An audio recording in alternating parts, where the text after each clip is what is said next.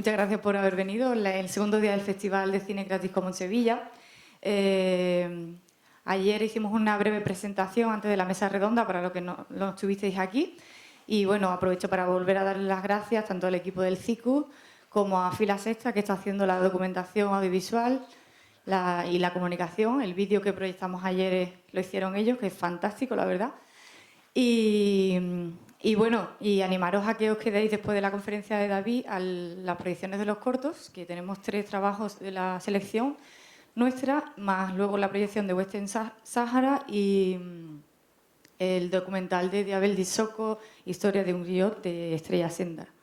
Después tendremos un concierto fuera del protagonista del documental, así que hoy tenemos el día muy movidito. Ahora ya paso a presentar muy brevemente a David Bravo, que muy amablemente ha querido dar una conferencia en este festival y yo se lo agradezco muchísimo porque es un honor, es el referente en temas de propiedad intelectual y derecho a Internet internacionalmente, y para nosotros es un honor y casi como le tendremos como un padrino de este festival, y que empieza en esta primera edición. Nos va a dar una conferencia que se llama Propietarios del Conocimiento y bueno, os dejo aquí con él y muchas gracias. Gracias, Susana. Gracias, mamá. Bueno, vamos a hablar en esta conferencia básicamente de la guerra legal que hay contra el intercambio de bienes intelectuales a través de Internet y de cómo eso ha provocado el cambio inmediato de las leyes. Como sabéis, en todo el mundo, tal y como sucede en todos los países del mundo, hay una continua guerra contra el intercambio de bienes intelectuales a través de Internet. Esto no es una cuestión novedosa, sino que se viene produciendo a lo largo de la historia con cada nuevo avance tecnológico que ha ido apareciendo. Pasó con el gramófono, con la radio, con las cintas de vídeo y las de cassette, y pasa ahora con la nueva tecnología que son las redes peer-to-peer e Internet en general. Ahora mismo con esta nueva tecnología sucede lo mismo que ocurrió con las anteriores, que toda la industria que son los, digamos, propietarios del conocimiento están luchando contra el uso de esas nuevas tecnologías y contra la tecnología misma, a veces incluso con acciones legales. Cuando apareció la cinta de vídeo, se decía, y Jack Valenti, el que fuera presidente de la MPAA, decía que el vídeo, el aparato, que fue llevado también a los tribunales, era al cine lo que el Estrangulador de Boston era la mujer sola en casa. Este modo de hablar de estas nuevas tecnologías, cuando llega a Internet, aumenta aún más su virulencia, al mismo momento y en la misma proporción en la que aumenta también las posibilidades de intercambio de bienes culturales. Así, por ejemplo, la Federación Antipiratería dijo, en los tiempos en los que el tsunami dejó un reguero de muertos, dijo que Internet es como un gran tsunami. Fedicine ha dicho que la piratería es como el SIDA del sector. El director de la OMPI ha dicho que grabar CDs es un asunto de vida o muerte y que es como el terrorismo. Julio Fernández, el director de Filmax, ha dicho que contra los que descargan música hay que luchar con los mismos medios que con los que se lucha contra pederastas y terroristas. Y la abogada Marisa Castelo ha dicho que si el modelo en el que se basa el fenómeno de las descargas en Internet sigue degenerando, ve a la gente asaltando los concesionarios de los coches. Para luchar con todo esto se van creando nuevas leyes. En Inglaterra y en Francia todos sabéis que se ha propuesto la desconexión de Internet de todas aquellas personas que se conectan a las redes peer-to-peer, al emule, etc. En Estados Unidos, siempre un paso más allá, lo que propusieron fue destruir por control remoto los ordenadores de las personas que se conectan al emule. Es una cosa que al final no prosperó, pero no quiere decir que en Estados Unidos no hayan sacado las cosas de quicio. En Estados Unidos la multa máxima que te puede caer por descargar 2 canciones es mayor que la que le puede caer a un médico que en una negligencia amputa la pierna buena. En España también se están cambiando las leyes. Lo veremos luego con el Código Penal de Gallardón y la famosa Ley Lasalle y con la ya en vigor Ley Sinde. Pero antes de llegar a esto, a estas reformas legales, pasó mucho antes. Y es básicamente lo que vamos a centrar esta conferencia.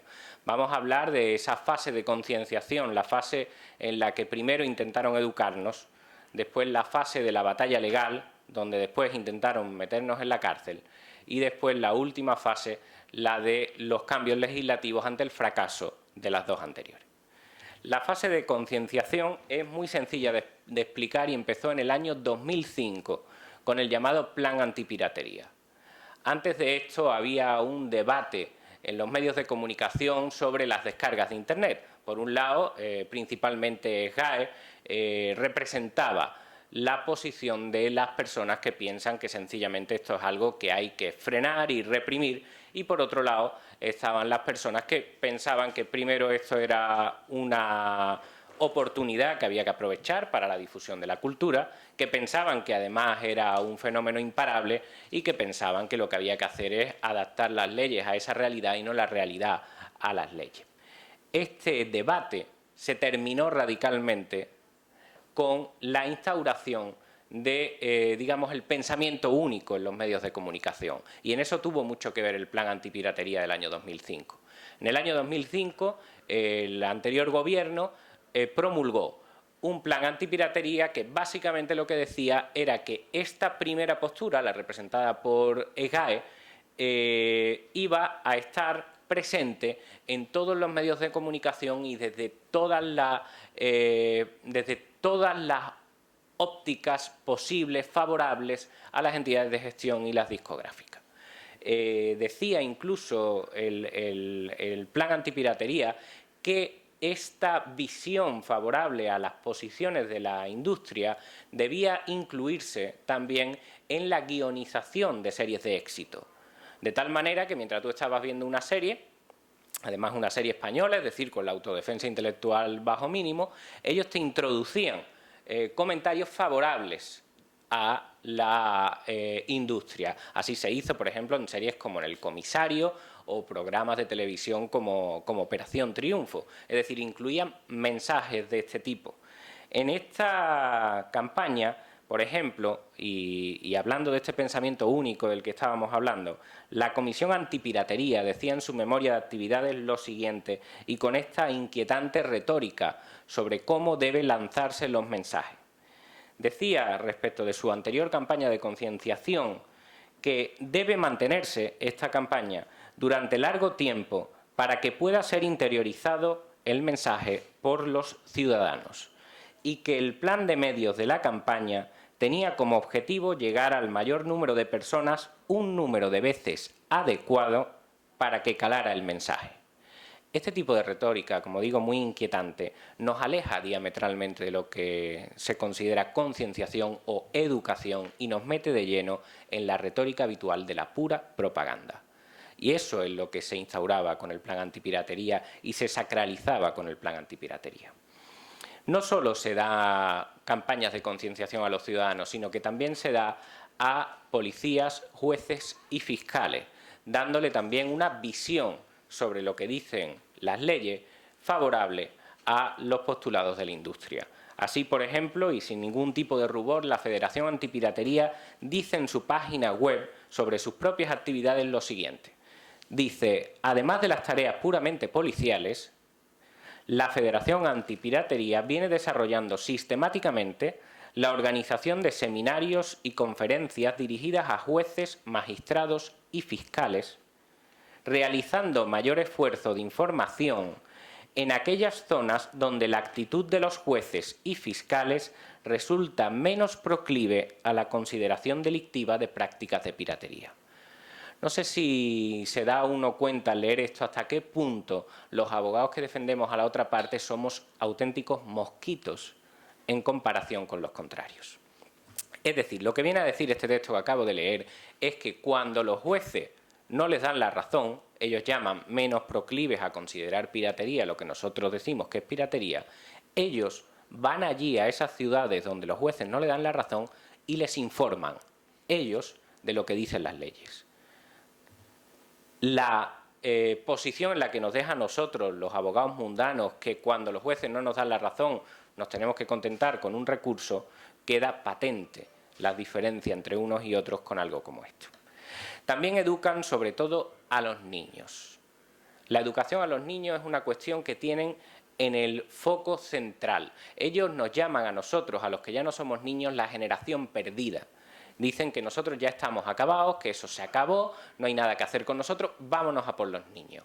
Y lo hacen en todos los países del mundo, incluido España, que tiene una campaña conocidísima que se llama Educar para Crear, la pueden buscar en Google, y sin embargo se da en todos los países del mundo. En Canadá, por ejemplo, se les ocurrió una idea magnífica, que es hacer un cómic dirigido a los niños para que aprendan los valores de la propiedad intelectual, y sacaron un personaje ridículo que se llamaba el Capitán Copyright.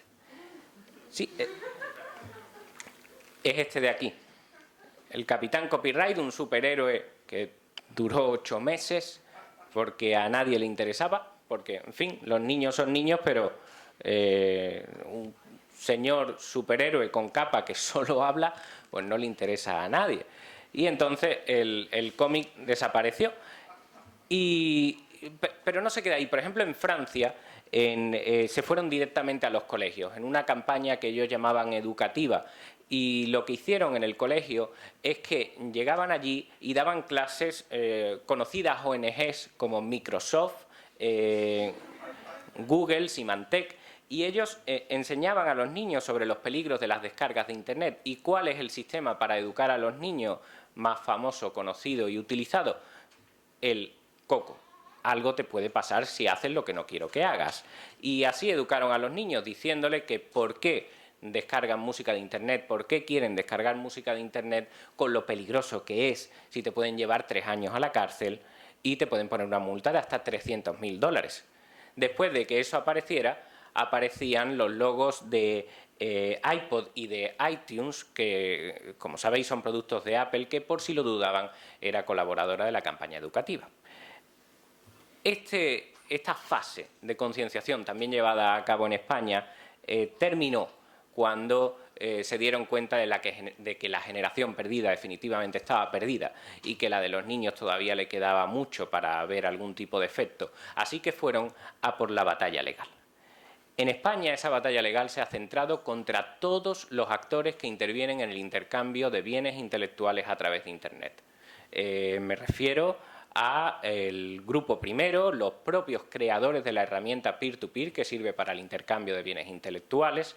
El segundo grupo, que son las páginas de enlace, esas páginas que no tienen ninguna obra intelectual alojada, pero que, sin embargo, sí enlazan a las obras que se están intercambiando en estas redes peer-to-peer o alojándose en servicios de almacenamiento de datos.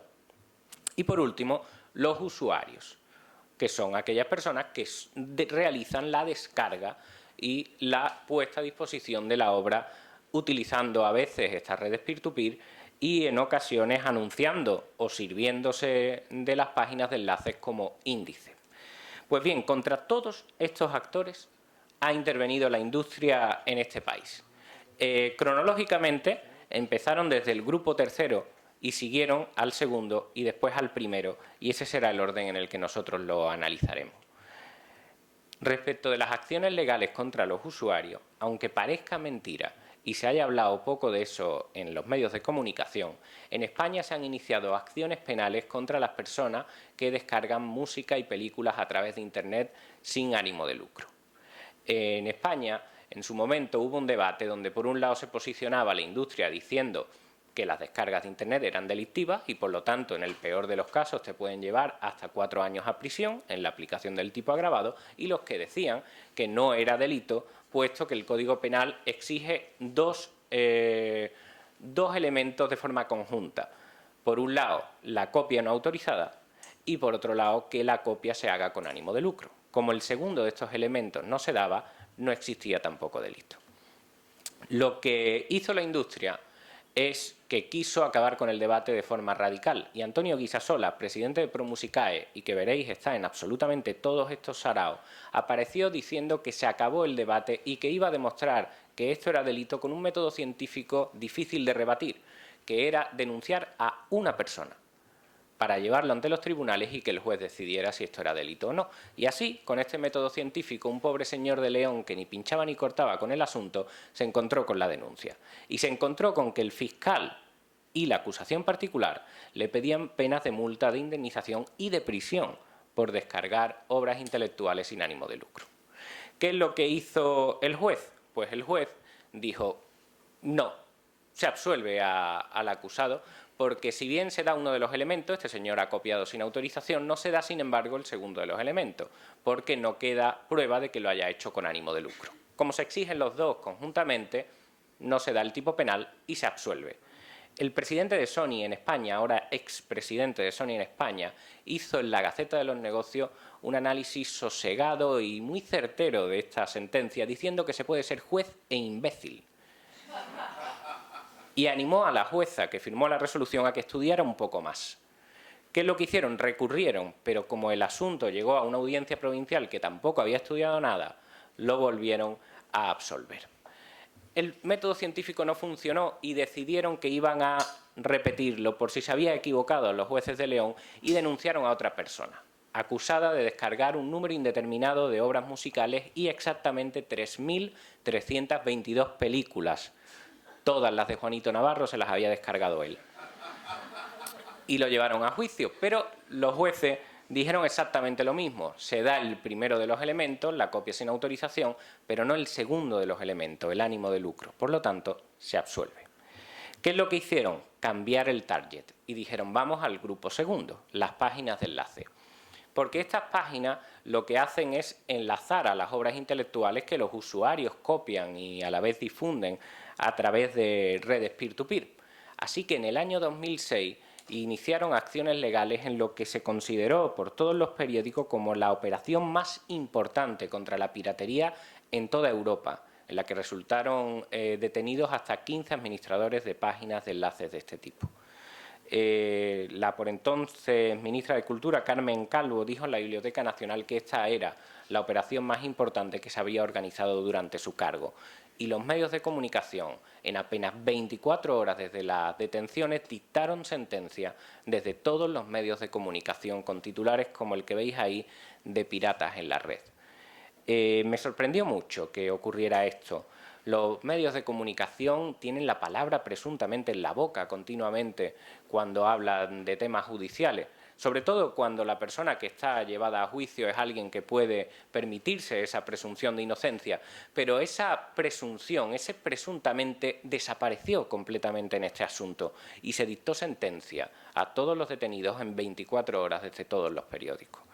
Cuando yo veo los medios de comunicación, entiendo que se pasan con el presuntamente. Y incluso vi hace no mucho una noticia que decía, en esta inercia de utilizar el presuntamente, que se había encontrado el cadáver de un ganadero semienterrado. Y decía, el presunto fallecido... Presunto fallecido, está semienterrado el cadáver. Porque además es curioso, porque decía, el presunto fallecido le van a hacer la autopsia, lo cual mejor asegurarse antes de hacerle la autopsia. Sin embargo, cuando se trataba de estos asuntos, el presuntamente desapareció. ¿Y qué ocurrió con estos casos que no tenían ningún tipo de presunción de inocencia?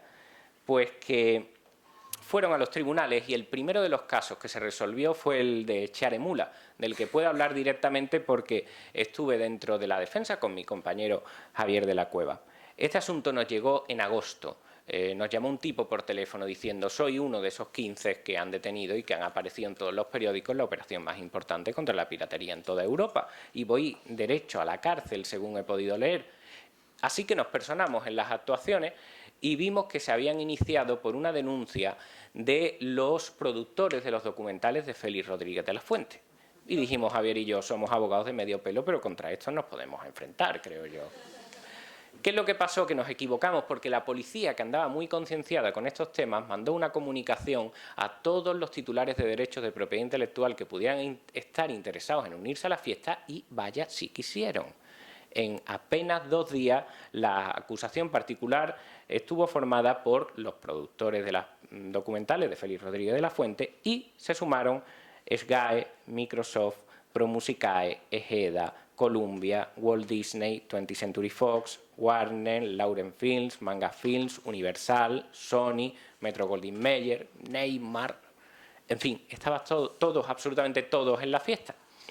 Y nosotros dijimos, ¿qué hacemos con esto, con esta acusación particular y sus 47 abogados?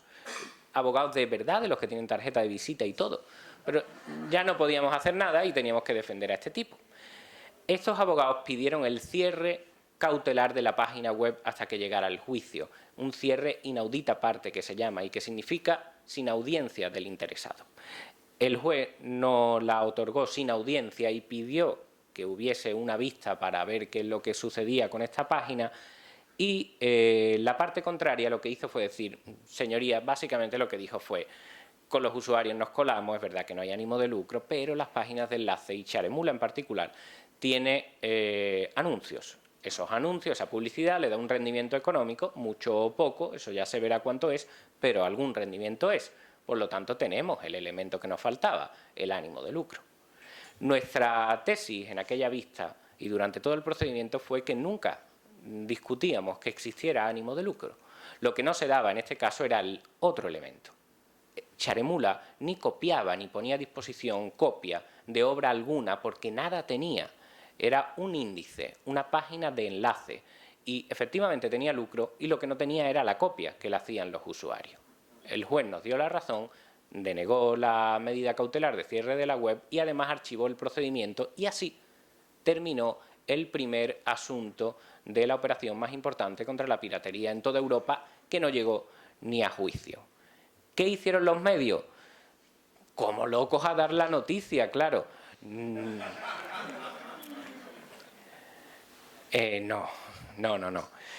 Yo mismo mandé, cuando me llegaban resoluciones de páginas de enlace y después de Charemula hubo muchas en un efecto dominó, yo mandaba continuamente esas resoluciones a todos los medios de comunicación que milagrosamente pues nunca las publicaban. Uno de los medios al que se lo mandé fue un caso además importantísimo porque era un tipo que quedó libre en vía penal y en vía civil, así que mandé la noticia a un periódico que me dijo que no la publicaba porque la noticia era antigua, porque tenía esa resolución ya 24 horas.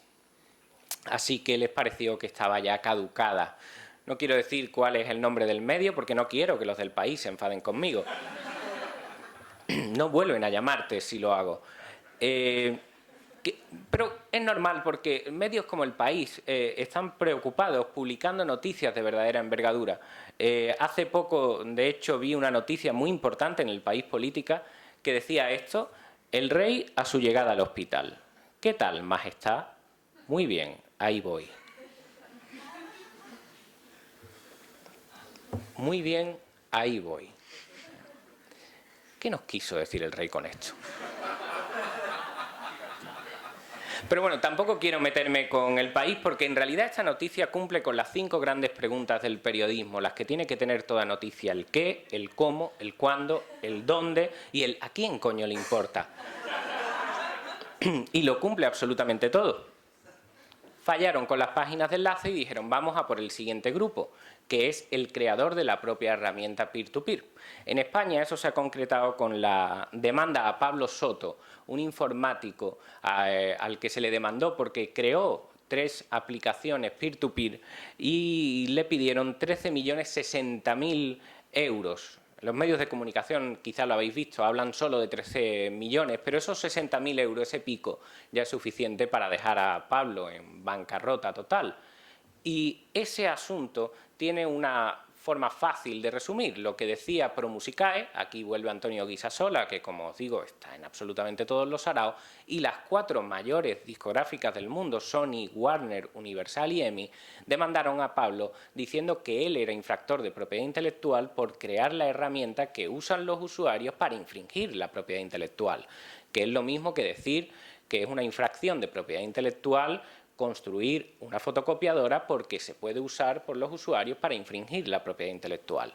Este asunto que desde el principio dijeron que se iba a llevar hasta el Supremo y que a mí me dejó claro cuáles eran las diferencias entre abogados, entre personas que se defienden de una demanda cuando los que tienen delante tienen todos los recursos para sacar adelante su tema, se saldó, afortunadamente para Pablo, y creo que para muchos más que para Pablo, con una sentencia que le absolvía. Y decía que Pablo Soto no era responsable de las infracciones que pudieran hacer los usuarios de la herramienta que él había creado.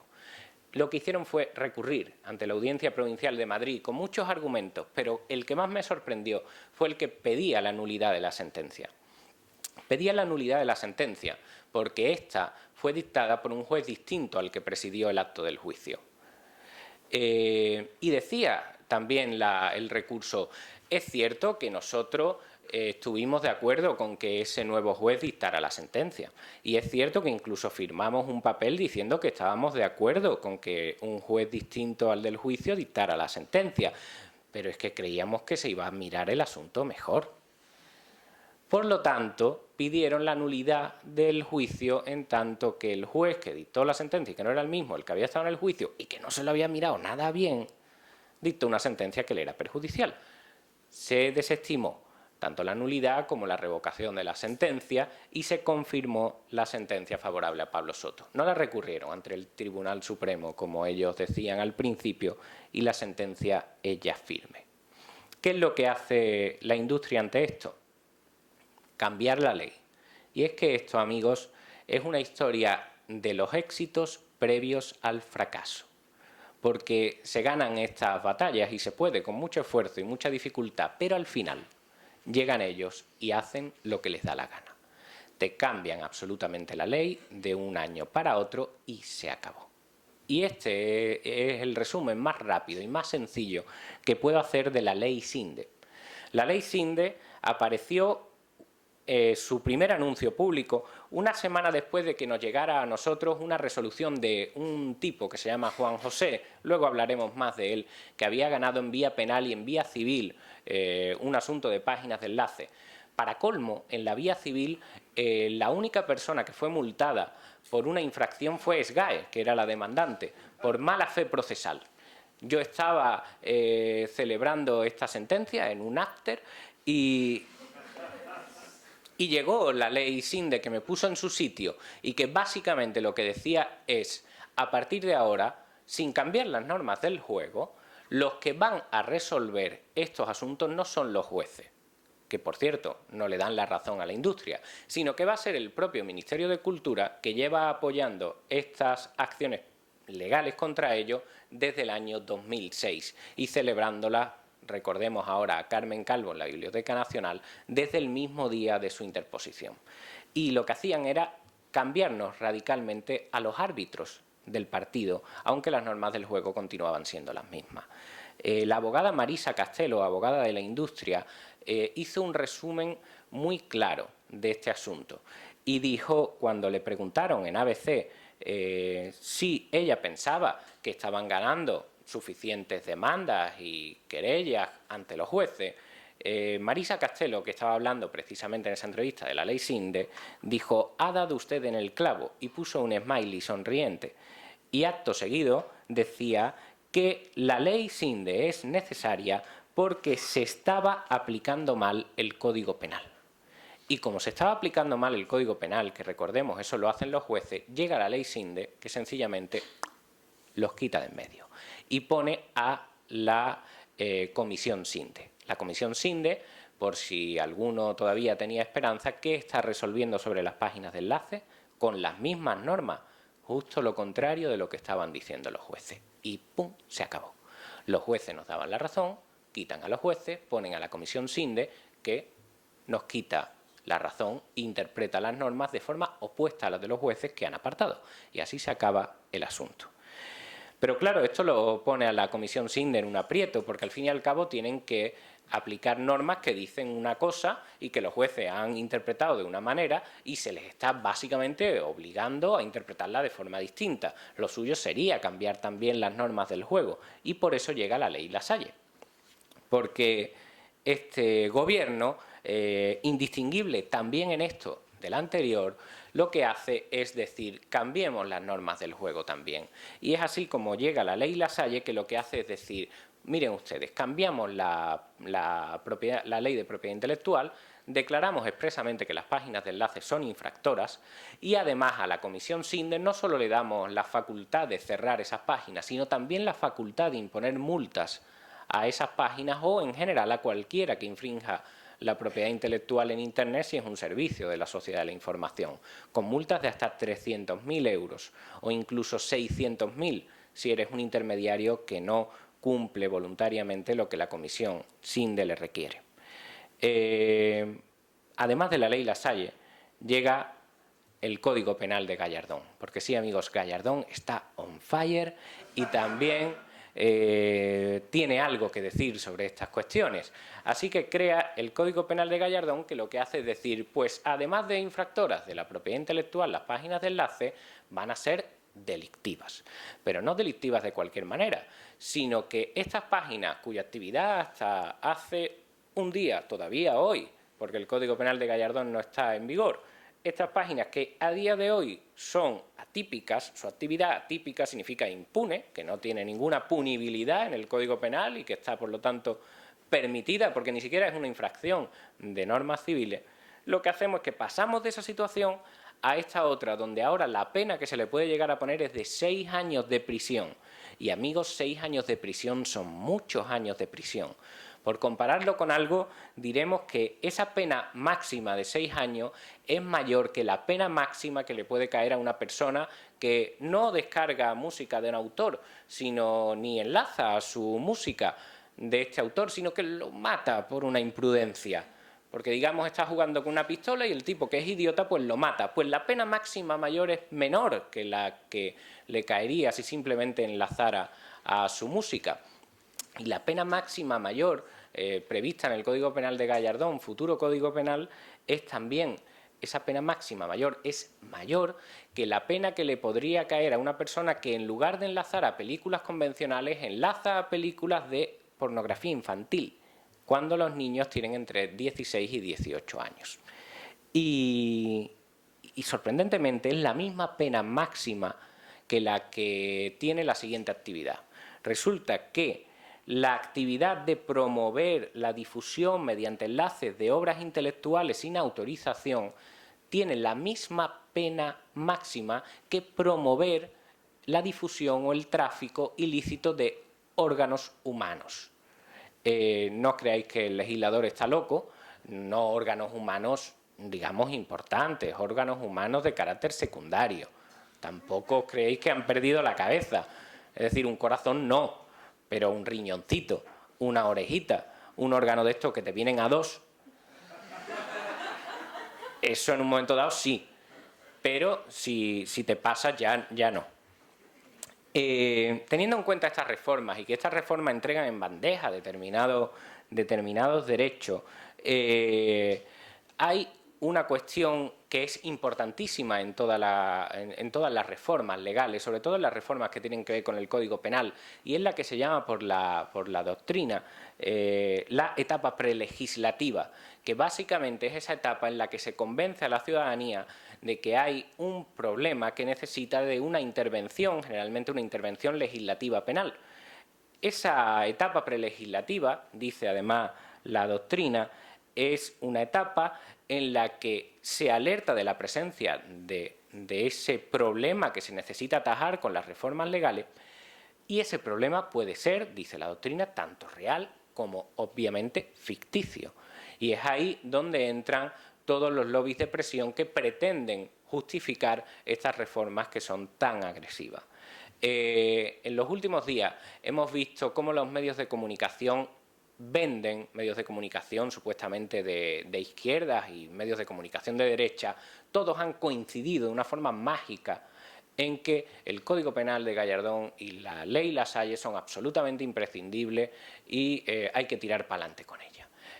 Por supuesto, dentro de estas leyes está el famoso canon AEDE, que a esos mismos periodistas que aplauden esta reforma, bueno, a los periodistas poco, pero a los editores les va a dar buenas cantidades de dinero porque Google les enlace. Y entonces todos los medios están vendiendo como estupendas estas reformas. El caso más paradigmático que he podido ver de esta cuestión es el que tiene que ver con el programa de televisión Equipo de Investigación. Sí, amigos, de La Sexta.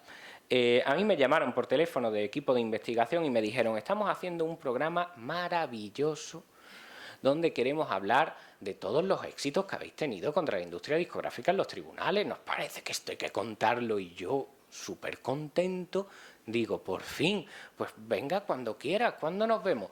Y ellos dijeron: sí, venga, cuéntame algo de Páginas de Enlace. Y yo: mira, cuando nos veamos te cuento, pero mira, se ganó ante los tribunales, luego llegó la ley Sinde que nos lo quitó de en medio. Ahora la ley Sinde está diciendo loco. Bueno, pues a la mujer que estaba escuchando al otro lado del teléfono le faltó bostezar ante mi apasionado relato de los hechos y me dijo: sí, pero ¿cuánto dinero están ganando estas páginas? Eso me escamó un poco porque no tenía ningún interés. Y le dije que no lo sabía, que yo no era economista, pero que soy solo abogado, pero que lo que estaba contándole era muy interesante. Total, que me dijo que sí. Y esto me escamó y dije: tengo que enterarme mejor de qué va este programa. Así que me fui a YouTube y puse el nombre del programa y me vi que era un programa que está presentado por Gloria Serra, que narra todo el documental con voz muy afectada, hable de lo que hable, y que absolutamente todo lo que cuenta, lo cuenta como si fuera una cosa que se va a acabar el mundo, pero aunque esté hablando del precio de los croissants. Literalmente, aunque esté hablando del precio de los croissants. Porque os voy a poner un ejemplo de algo parecido a lo que vi en esa búsqueda en YouTube, donde el programa Equipo de Investigación hablaba de cómo determinadas personas hacían croissants hasta altas horas de la noche, trabajando un montón para ponerlos muy baratitos. Claro, esto parece una tontería y dices tú: ¿cómo le dedicas un documental en prime time a eso? Bueno, pues ponle la voz de Gloria Serra, ponle esta musiquita que vaya a ver y vaya a ver cómo esto en realidad tiene su enjundia. Mirad cómo va esta cuestión.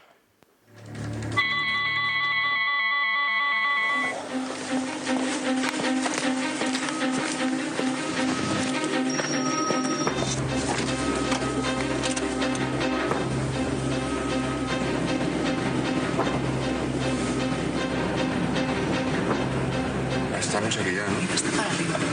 Pues estamos al final de la rambla abajo. Hemos llegado.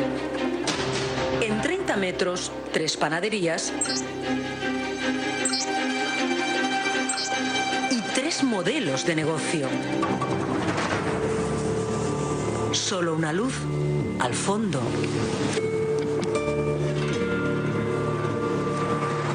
Un panadero artesano elabora croissants solo desde las 4 de la mañana.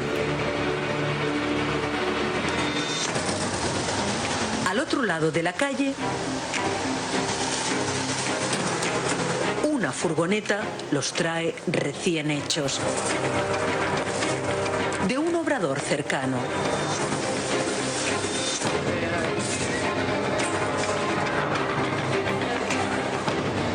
La empleada se apresura para que todo esté listo,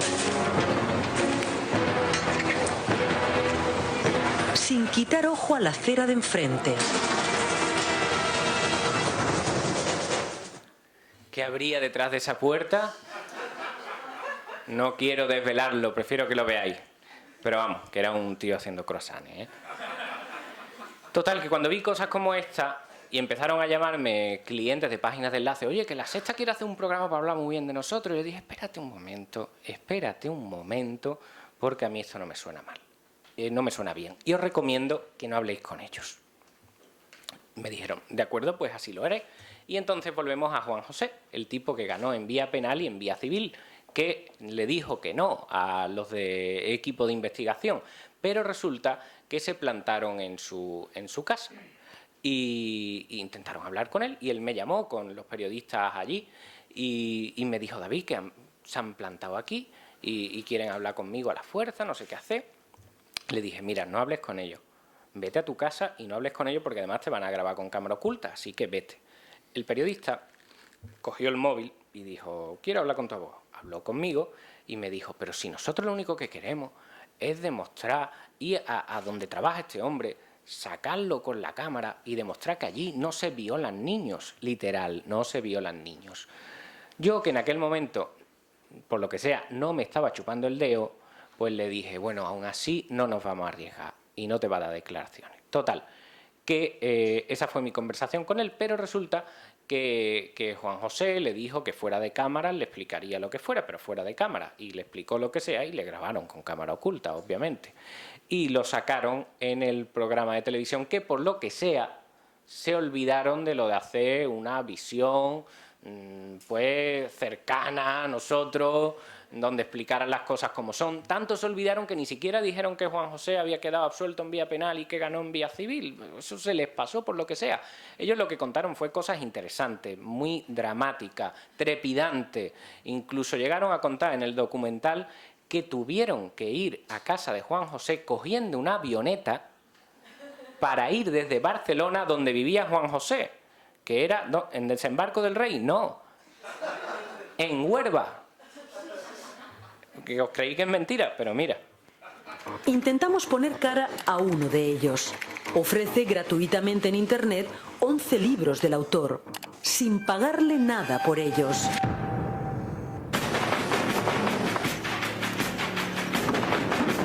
Alguno de ellos ha costado al escritor 4 años de trabajo.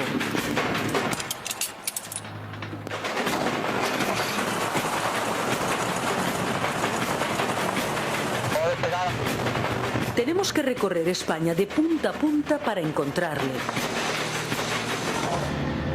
Bueno, pues vamos yendo, ¿vale? De Barcelona a Huelva.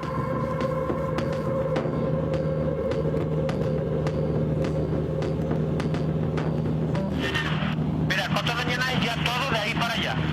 Sobrevolamos la zona más aislada y protegida de España.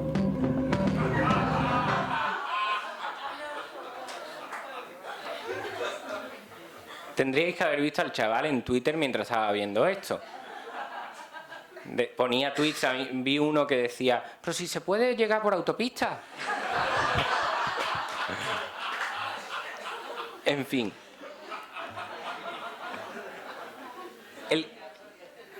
El caso es que, y como conclusión, para terminar con todo esto, diré que estas leyes que nos están vendiendo tienen, por supuesto, sus agujeros. Ahora mismo hay 30 informáticos muertos de risa con la idea que tienen de que van a parar las descargas de Internet, porque se ha demostrado que cada acción legal y cada reforma legislativa solo ha servido para sofisticar aún más las propias herramientas que sirven para estos intercambios. De esto es consciente, por supuesto, los propios legisladores. De hecho, Wert, el ministro de Cultura, tan querido por todos, ¿verdad?, lo que hizo fue decir que ellos saben que para poder frenar las descargas hace falta sacar una ley de propiedad intelectual cada 3 meses. Una ley cada 3 meses, trimestral. Es decir, como una revista, te puedes suscribir y te va llegando la ley cada 3 meses. Miren, si para frenar una realidad social hace falta sacar una ley nueva cada 3 meses, yo soy de los que piensan que es el momento de pensar ya en otra cosa. Sí, soy un radical. Y creo que es el momento de pensar en nuevos sistemas de remuneración para paliar los efectos de una realidad que no solo es buena, sino además también es imparable. Y creo que es el momento de empezar a pensar ya en ese sistema y en sacar bandera blanca y en intentar parar lo que resulta imposible de frenar. Yo creo que es la única manera de enfrentar esto. Es la única manera de que consigan algo. Y es la única manera de que nos dejen de una vez tranquilos a todos, amigos. Eso es todo. Muchas gracias.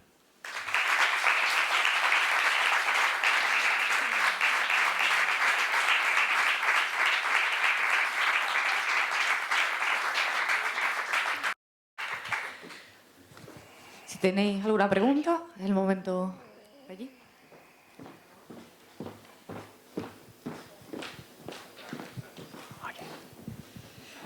Bueno, bueno, yo soy de la opinión también que, claro, que los derechos de autor surgieron en un contexto y, lógicamente, pues todo empieza y todo acaba. Pero mi pregunta es, ¿de qué viven los creadores? Tú has hecho un breve apunte así al final. habrá que buscar formas de remunerarles. ¿Si puedes hablar un poco de esto? Sí. Bueno, se ha hablado de varios sistemas. A mí el que más me gustó fue el que propusieron en Francia, justo antes de que empezaran a pensar en la ley Adopi, que cortaba las conexiones. Es decir, empezaron pensando en una cuestión y se fueron a la diametralmente opuesta. En Francia lo que dijeron fue una cosa muy sencilla y básicamente lo que pensaron era que lo que es aprovechado por todos debe ser sostenido por todos. Y se inventaron un sistema semejante a los impuestos que coincidía con mucho de lo que decía al respecto Richard Stallman y William Fisher de la Universidad de Harvard, que decían que se podía instaurar una licencia general opcional, que se llama, mediante la cual en un sistema básico de impuestos todas las personas pagarían cuando, de ahí que sea opcional, cuando van a acceder a esas obras intelectuales, y esas cantidades se repartirían de forma proporcional a la difusión que se hacía de las obras, que se controlaría con sistemas de marcas de agua. Y decía Lawrence Lessig que es verdad que las marcas de agua pueden quitarse con facilidad, pero que no hay ningún incentivo para que esto se hiciera así. Después también se habla de modificaciones en los propios sistemas de venta de estas obras, es decir, el modo de intentar ganarse la vida con cada acceso parece que está completamente superado. Y hubo un economista estadounidense que decía que lo que se podía hacer era instaurar unas redes peer-to-peer, ya que son imparables, y decía que no había ninguna posibilidad de frenarlas, unas redes peer-to-peer que incorporaran sistemas estos que se llaman freemium, es decir, que por un lado es gratis si lo quieres usar de manera semejante a Spotify, y por otro lado hay sistemas de suscripción para quien quiera una forma mejorada de servicio, y en cualquier caso también la posibilidad de remuneración con publicidad. Porque decía este señor, decía, las redes peer-to-peer tienen como bueno que es gratis, pero el gratis no es el único valor. Hay otras cuestiones que hacen a las redes peer-to-peer negativas, como son la posibilidad de infectarte de virus, las colas que hacen espera o los famosos fakes. Este ejemplo de que te bajas a una película y al final es otra. Y sí, amigos, todos estamos pensando en el mismo ejemplo. ¿Quieres bajar Casablanca y es una película porno? ¿O quieres bajarte una película porno y es Casablanca? Que casi jode más. Y decía, todos estos aspectos negativos con un sistema profesional se pueden evitar. A mí me parece que lo idóneo es una combinación de ambas cosas. Es decir, por un lado, cambiar el sistema en el sentido de irse a modelos como Netflix o modelos como Filming,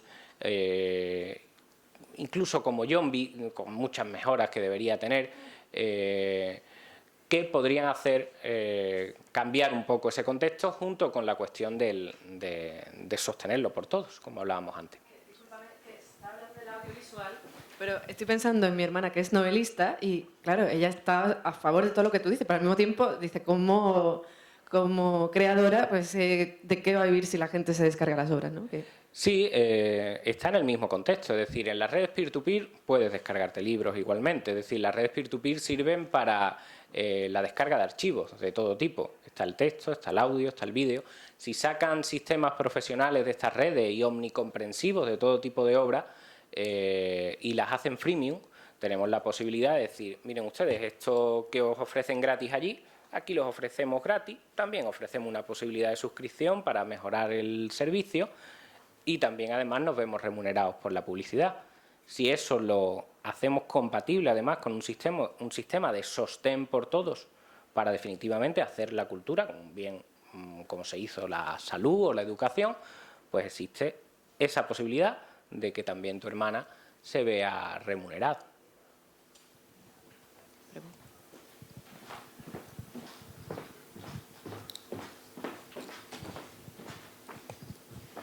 Sí, mira, tenía varias preguntas, pero están relacionadas todas.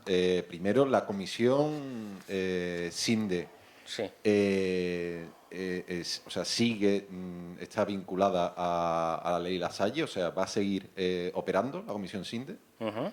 Si eso es así, o sea, ¿hay algún precedente en relación con otro tipo de ley o con otro país? Porque sería muy fuerte si esto sucede con la ley de propiedad intelectual, si no sé, si pasa con otras leyes que de repente quitan los jueces, ¿no? y legisla el que Claro. sea, ¿no?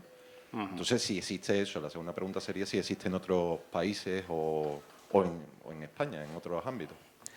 Muy bien, pues la Comisión SINDE está directamente relacionada también con la ley Lasalle. La ley SINDE está vigente hoy en día, salió con la conocida ley SINDE, y la ley Lasalle lo que hace es empeorar aún más la situación y no solo no la quita, sino que aumenta sus poderes. La ley SINDE hoy en día tiene la facultad de decir si algo es una infracción y de frenarlo, es decir, puede borrar páginas web. Hoy en día ha pedido el cierre de la página web Goear, que nos lo pidió hace tiempo y se ha rechazado porque vulnera derechos fundamentales, que es la única razón por la que los jueces pueden intervenir, cuando se vulneran por la Comisión SINDE de Derechos Fundamentales. Ten en cuenta que esto es una pequeña trampa, porque es posible que una actividad, el impedir una actividad, no vulnere derechos fundamentales, pero al mismo tiempo esa actividad sea completamente lícita, de tal manera que sigue existiendo el problema. La ley Lasalle, ¿qué es lo que hace? La ley Lasalle dice, no, ustedes no solo van a decidir si algo es una infracción y no solo van a decidir si se cierra un servicio, sino que además van a tener la posibilidad de multar a los reincidentes.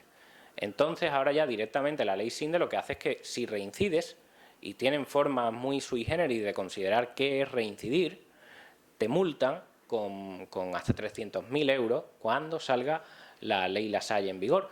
Ten en cuenta que hoy en día ya la Comisión SINDE está considerando reincidir lo siguiente. Por ejemplo, un servicio como Goear, que lo que hace es que es un YouTube de vídeo, o sea, YouTube de audio, YouTube es vídeo, Goear es audio, y recibe los datos de los usuarios. ¿Qué es lo que considera reincidir la Comisión SINDE? Pues que si Goear quita un archivo de una canción porque no tiene autorización de los derechos y la ha subido un usuario sin él saberlo, y después de que la comisión le diga quítala, viene otro usuario y sube la misma obra, eso para ellos es reincidir. O sea que el peligro lo tenemos ahí y es grave. Así que sí, la ley Lasalle empeora la Comisión SINDE. ¿Existe algún precedente? La ley SINDE es el único precedente y de hecho está sirviendo de precedente, ha servido, digamos, de campo de prueba para leyes como la Ley de Seguridad Ciudadana, también llamada Ley Mordaza, que lo que hace es sencillamente decir, ¿qué pasa? Que los jueces están diciendo que lo que nosotros decimos que no es una manifestación y ponemos nuestras multas y luego vienen los jueces y nos lo quitan de en medio.